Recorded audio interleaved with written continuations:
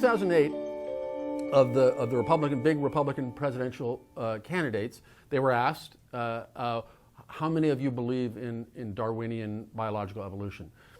2/3 or 3/4 said, I do. 2012, same question asked, same group of people, Republican presidential candidates, it was already down to 1/3. 2016, the 17 people, main candidates for the Republican nomination, asked, do you believe in evolution? One, Jeb Bush, brave Jeb Bush, said he did, but he said, walking it back even as he said it, I'm not sure it should be taught in our public schools, and if it is, it should be taught along with creationism. So from 2008 to 2016, that was the change, and that change is, I don't believe all those people believed what they said. I don't think all of them disbelieve in evolution, some of them, but they were all obliged to say yes to falsehood and magical thinking of this religious kind. And that's where it becomes problematic. America has always been a Christian nation. That meant a very different thing 100 years ago or even 50 years ago than it means today.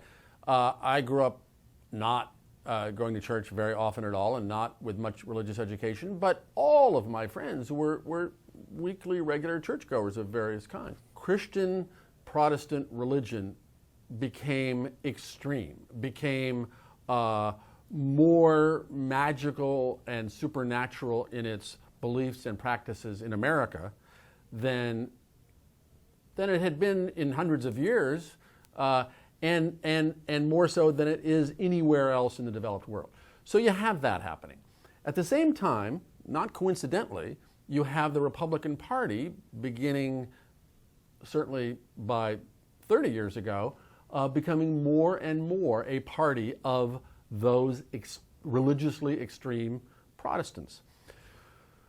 So, one thing that has happened, and one thing that has led, I think, the Republican Party to accept fantasy and wishful untruth more and more into its approach to policy, whether it's climate change or the idea that a secret Muslim conspiracy is about to replace our constitutional judiciary system with Sharia law, or any number of other simply untrue tenets of republicanism. All these things, which were nutty fringe ideas as recently as 30 years ago, are now in the Republican mainstream.